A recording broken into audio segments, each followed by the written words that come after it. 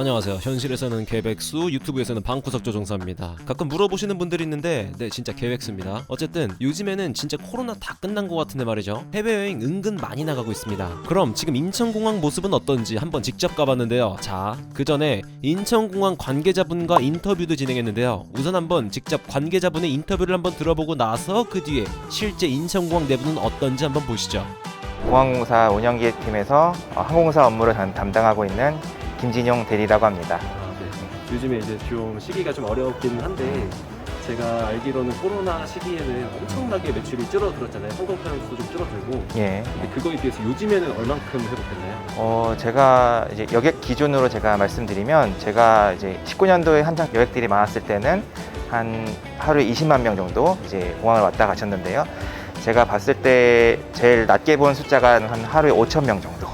20만 명에서 5천 명 줄어들었죠. 그렇죠. 그렇게 줄어들었고 지금은 한 하루에 한 4만 명 정도 우리 공항을 방문 왔다 갔다 하시고 계십니다. 그러면 혹시 인천공항에서는 향후 여행객들이 언제쯤 다시 회복될 거로 생각하시는지 알 수 있을까요? 사실은 뭐 저희도 많은 예측을 해봤지만 제가 이 업계에 있으면서 많이 예측들이 많이 좀 지금도 그렇고 많이 빗나가긴 하더라고요. 그래서 제 생각에는 이제 개인적인 생각입니다만 한 내년쯤에는 이제 좀 자유롭게 여행을 다닐 수 있지 않을까 하는 기대를 가지고 있습니다. 제가 뉴스에서 보기로는 출국이나 입국할 때 절차가 조금 간소화됐다고 하던데 그 내용을 좀 알 수 있을까요? 예, 예전에는 이제 입국하셨을 때 꼭 백신을 맞고 백신 접종 증명서를 내셔야 이제 자가격리가 면제가 되었는데요. 지금 같은 경우는 꼭 백신 접종 없어도 이게 자가격리가 면제되는 상태입니다. 그래서 출국하시기 전에 PCR 검사나 신속항원 검사를 받으시고 이제 음성이 나셨을 때는 이제 자가격리가 지금 면제되는 상태이고, 다만 한국에 오셔서도 이제 원래는 하루 안에 PCR 검사를 꼭 받으셨었어야 됐는데 지금은 3일 안에 받으시면 되는 상태입니다. 훨씬 더 간소화되긴 했네요. 맞습니다. 그래서 승객분들께서 이제 백신을 증명하기 위해서 뭐 180일 안에 뭐 3차 접종을 맞든지 뭐 이런 것들을 다 지금은 그러실 필요는 없고요. 또 백신 접종을 증명하기 위해서 예전에 백신 접종 증명서가 필요했는데 지금은 이제 그런 서류는 필요가 없는 상태이죠.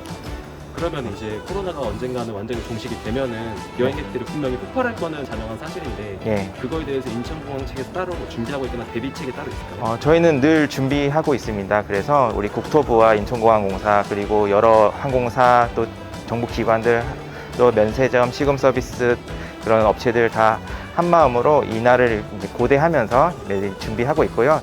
단계적으로 저희가 더 대응해 나가면서 우리 국민 여러분들이 공항을 더욱더 편리하고 안전하게 이용하실 수 있도록 우리가 최선을 다해서 노력할 것입니다. 다음에 또 뵙겠습니다. 네, 고맙습니다. 네, 그렇다고 합니다. 그러면 실제 인천공항에 사람이 얼마나 있는지 실제로 둘러보면서 현 상황에 대해 설명해 드릴게요. 우선 제1터미널입니다. 1터미널은 국내 항공사 중에서는 아시아나 이외에 진에어, 제주항공 같은 저비용항공사가 취항하고 있죠. 제가 방문한 날짜는 22년 6월이었고 목요일날 방문했습니다. 평일인데도 불구하고 확실히 사람들이 많아진 것을 알 수 있는데요. 코로나 전에는 어느 정도였냐고요? 네, 뭐 거의 강원도 양양 5일장 저리 가라였죠. 그래도 이 정도면 진짜 많아진 거예요.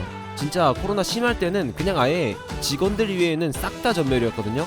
그런데 지금은 사람들이 꽤나 있죠. 지금 보면 네이버에서 해외여행을 검색하면 사람들이 점점 블로그에 해외여행에 관련된 게시글도 많이 올라오고 있고 아예 해외여행 탭이 따로 있어요. 그만큼 해외여행에 대한 수요가 늘어나고 있다는 거겠죠. 순위를 보면 1위 일본, 2위 괌, 3위 싱가포르, 4위 베트남 이런 순인데요. 일본 이외에는 모두 개인 여행도 가능합니다. 일본은 아직까지 개인 여행은 안되고 단체 관광만 가능하고요.